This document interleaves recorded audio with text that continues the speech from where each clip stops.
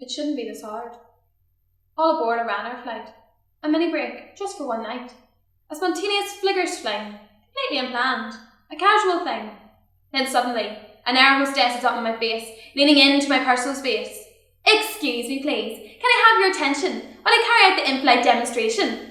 I can't focus. I've lost concentration. I don't give a shit about the rules of aviation. I'm not concerned about the emergency landing. That barely qualifies the crisis from where I'm standing. As I try to secure my bag in the overhead compartment. Excuse me, please. We're about to take off, as I've already said. What this air hostess doesn't know is that there's a bomb in my possession and it's tick-ticking away, getting louder each second.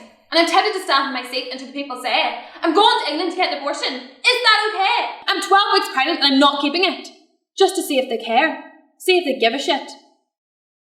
Just in case one of them can't bear to sit next to me. A cruel, heartless woman, not keeping her baby. As the wheels stuck under the belly of the plane, and calm and collective, and more or less sane. Seatbelt fastened, hand on my heart. This is it. This is the start of a journey I never imagined I'd be doing, and I feel a storm inside me brewing. As the Ryanair flight takes to the skies, I promise myself I'm not going to cry. I run my hand through my greasy hair, I say fuck it out loud to prove I don't care. And I can't afford this. My brother gave me the money. Laughed out loud when I told him. Thought it was funny. And then sobered up and transferred me the funds when I screeched to him at the top of my lungs. I should have cracked me up and flee this fucking country. I should have been guilty of a crime. To this country with no reason or rhyme. All the lies and excuses and stories I've rehearsed.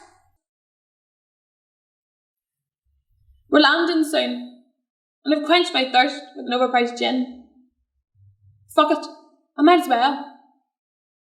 Are you nervous, love? Says the woman next to me. How can you tell? On the flight back home now, the day afterwards, the deed is done, and I've played my cards, and it feels real. There's no going back, and I feel like my life is back on track. I'm exhausted and drained and completely relieved. I know I've done the right thing for me. I couldn't possibly have conceived of having a child at this point in time.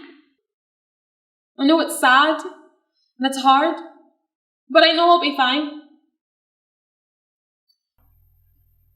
The flight back home was an easier one. I drank 3 gin and teas, this time for fun. And as I think of the women who will do this journey next, for 1,000 reasons of their very own, they will fly to Britain completely alone. And for some, there is no escape, even if their life is at risk, even if they've been raped. As we land in Shannon, I breathe in the air, and it's pissing down rain, but I don't even care, because the drops on my face are like a welcoming friend, and I'm just so glad this ordeal has come to an end. And one thing's for sure, and one thing's certain. We're going to banish this wall, this sea, this curtain of stigma that prevails over our little country, to this culture of shame and disapproval and silence. And if I ever have children, and one day I might, I don't want them to grow up in a country of ill thinking towards women and girls.